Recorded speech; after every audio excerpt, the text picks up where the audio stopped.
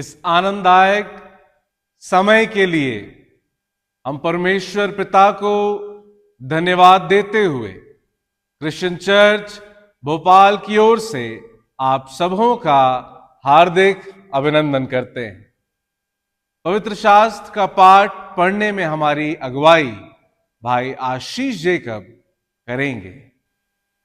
आज का बाइबल पाठ मैं पढ़ूंगा जो मिलता है नए नियम की पुस्तक में से दूसरा पत्रस पहला अध्याय चौथा पद।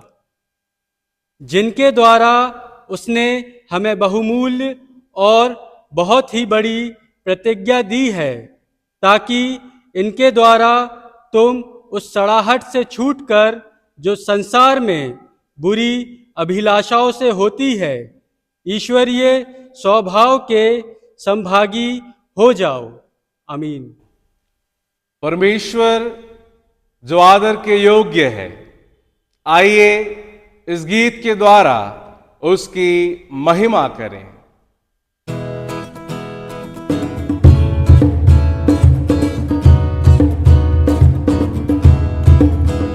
अतिशीघ्र ही टल जाएंगी ये तकलीफें 2 दिन की, अतिशीघ्र ही टल जाएंगी ये तकलीफें 2 दिन की।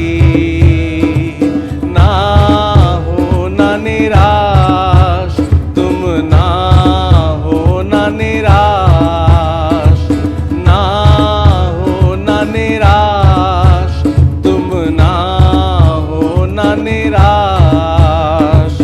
यीशु के खातिर मरना पड़े तो ये हमारा सौभाग्य है। यीशु के खातिर मरना पड़े तो ये हमारा सौभाग्य है। ना हो ना निराश तुम, ना हो ना निराश, ना हो ना निराश तुम, ना हो ना निराश। अब ये वक्त है कि हम खुदा का कलाम उसके खादिम के द्वारा सुने। आदरणीय बिशप डॉक्टर विपिन लाल। इस आराधना में जुड़े हुए उन तमाम विश्वासियों का हम प्रभु यीशु मसीह में खुशामदीद कहते हैं। हर रोज हम अपने जीवन का एक क्रम हमने बनाया है कि हमें बाइबल पढ़ना है। ये जीवन की बड़ी अच्छी बात है और हम खुश भी होते हैं, आनंदित भी होते हैं कि हम धर्मशास्त्र का अध्ययन कर रहे हैं। लेकिन कई बार जब हमें बाइबल पढ़ना शुरू करती है तो कई बार हम रुक जाते हैं, ठहर जाते हैं और निराश हो जाते हैं। इसका मतलब यह है कि हम बाइबल को अपनी इच्छा, अपने रीति से समझना चाहते हैं, जो हमें बड़ा अच्छा लगता है। लेकिन जब बाइबल हमारी जिंदगी को पढ़ती है, तब कई बार हम ठहर जाते, निराश हो जाते हैं, क्योंकि बाइबल जब हमें पढ़ना शुरू करती है तो हमारी जिंदगी की सारी तस्वीर को सामने एक एक करके रखना शुरू कर देता है। और यही बात पतरस विश्वासियों से कहना चाहता है। खुदा के कलाम में लिखा हुआ है कि उसी की पहचान के द्वारा। आज मैं जिस विषय में आपके साथ बात करना चाहता हूं, मेरी अपनी पहचान। संसार की इस दौड़ में हम अपनी पहचान को कभी खोना नहीं चाहते हैं। संसार की इस दौड़ में हम अपनी पहचान को लोगों से ऊपर रखना चाहते हैं। संसार की इस दौड़ में हम अपनी पहचान को बनाने के लिए सब कुछ कर सकते हैं। इसका मतलब है कि हम अपनी पहचान से प्यार करते हैं। इसमें अच्छी बात है, ज्यादा निराश होने वाली बात नहीं है। लेकिन पतरस उन विश्वासियों से कहता है कि तुम्हारी अपनी पहचान क्या है। जिसके द्वारा संसार तुम्हें देख सके, संसार तुम्हें जान सके और संसार तुम्हारी जिंदगी को देखकर प्रभु यीशु मसीह को पहचान सके। मेरी अपनी जिंदगी की पहचान। आज हमारी जिंदगी में ये कटु सत्य है कि हमने अपने जीवन की एक एक पहचान बना लिया है। चाहे हम किसी भी चर्च के हो, किसी भी समाज के हो, किसी भी मतलब परिवार के हो, हमारी एक पहचान है। लेकिन मेरे मित्रों, ये आत्मिक जीवन के इससे ऊपर उठने की बड़ी आवश्यकता है। पतरस कहता है कि परमेश्वर ने हमें अपनी पहचान दी है। परमेश्वर ने हमें अपनी पहचान दी है ताकि मेरी जिंदगी के द्वारा परमेश्वर को लोग जान सके और परमेश्वर को लोग पहचान सके।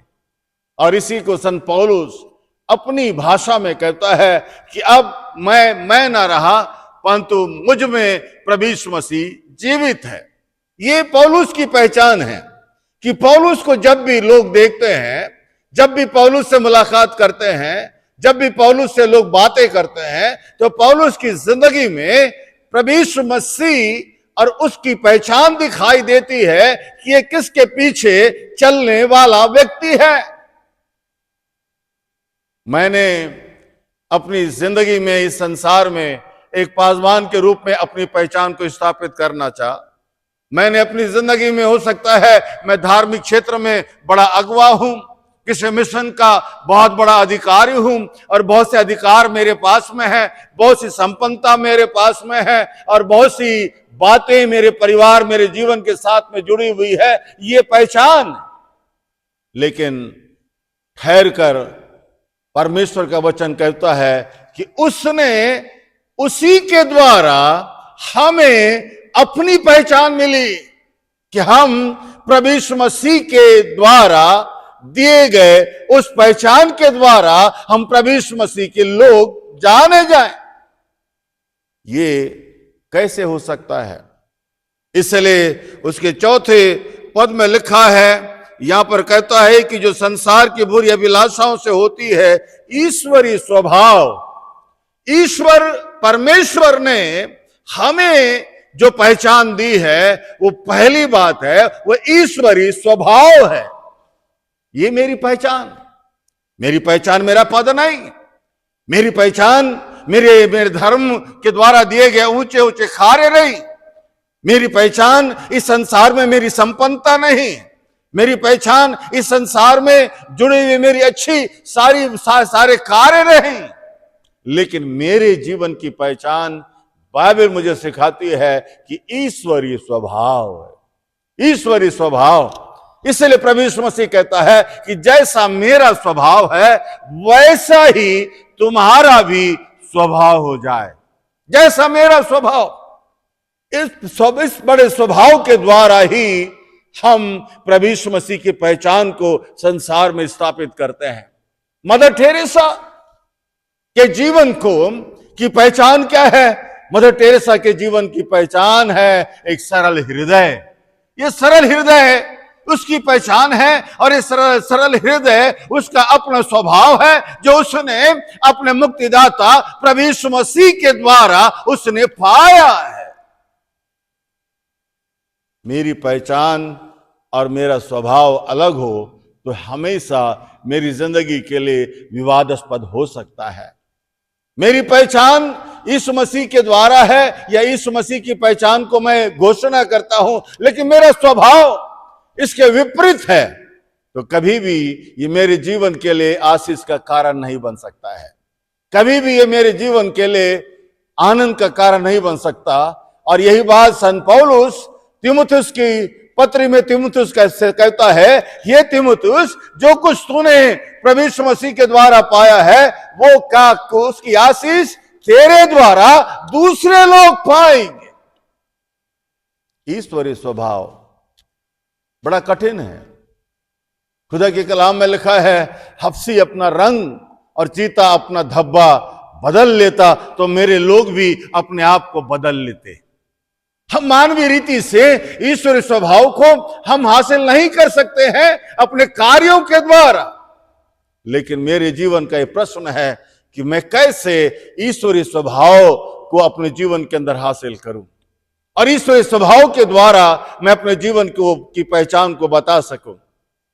इसके लिए बाइबल मुझे सिखाती है। इसी पतरस की पत्री में पतरस कहता है ईश्वरीय स्वभाव की जो प्राप्ति है यह परमेश्वर के साथ संगति करने में, संगति का प्रभाव जब हम परमेश्वर के सानिध्य में, परमेश्वर की समीपता में, परमेश्वर के चरणों में, परमेश्वर के वचन के अनुसार चलने में अपने जीवन को व्यतीत करते हैं और परमेश्वर के साथ, प्रभु यीशु मसीह के साथ संगति करते हैं, ये एक दिन में की होने वाली क्रिया नहीं है। ये हर रोज जब हम जितना ज्यादा संगति प्रभु यीशु मसीह के साथ करते, पवित्र आत्मा के साथ करते, प्रभु के वचन के साथ में करते हैं, तो प्रभु यीशु मसीह का प्रभाव मेरी जिंदगी में पड़ता, यीशु मसीह का प्रभाव मेरे बोलने में पड़ता, यीशु मसीह का प्रभाव मेरे सोचने में पड़ता, यीशु मसीह का प्रभाव मेरे कार्यों में पड़ता और ये कार्य का प्रभाव मेरी जिंदगी के स्वभाव को धीरे धीरे करके बदलने लगता। हम बदलना तो चाहते हैं लेकिन संगति यीशु के साथ रखना नहीं चाहते। हम पाना तो चाहते हैं लेकिन यीशु की ओर देखना नहीं चाहते हैं। हम आगे बढ़ना तो चाहते हैं लेकिन यीशु के लिए हम ठहरना नहीं चाहते हैं। पतरस कहता है, हे मेरे प्रिय भाइयों, हमारी जो पहचान है वो ईश्वरीय स्वभाव है।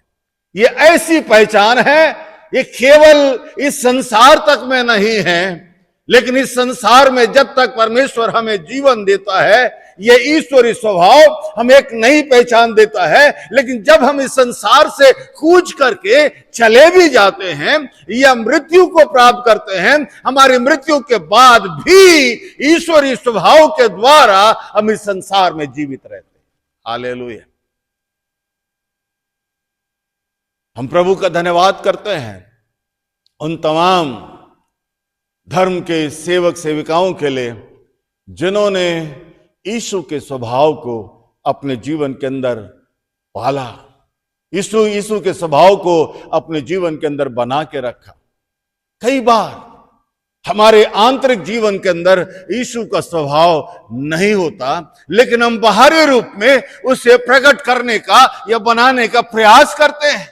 हम थोड़ी देर तक यीशु के स्वभाव को बताने का प्रयास करते हैं, थोड़े समय तक, जब तक हमारे इच्छा के अनुसार सब कुछ ठीक दिखाई देता है।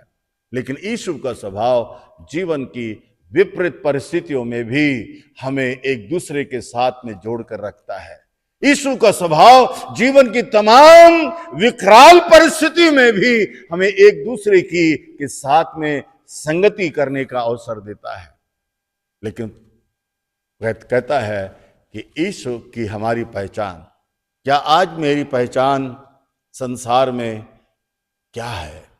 क्या मैंने अपने जीवन के अंदर यीशु के द्वारा, परमेश्वर के द्वारा दिए गए पहचान को, जो मेरे जीवन की नई पहचान है, कि जब भी लोग मुझे जाने, यीशु के नाम से जाने, जब भी मेरी पहचान हो यीशु की सेवा के द्वारा हो, जब भी मेरी पहचान हो यीशु के प्रेम के द्वारा हो।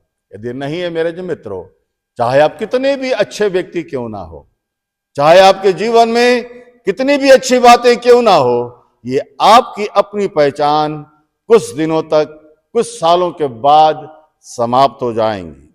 लेकिन यीशु की पहचान आपको हमेशा इस संसार में जीवित रखेगी। आइए हम प्रार्थना करें। हमारे जीवित अनुग्रहकारी पिता, हमारी पहचान, हमारा कार्य, हमारी प्रतिष्ठा, हमारा मान सम्मान ना हो, लेकिन हमारी पहचान आपके द्वारा ईश्वरीय स्वभाव हो, जिसके द्वारा हम इस संसार में जाने जाएं। हमें सारे की सहायता कर।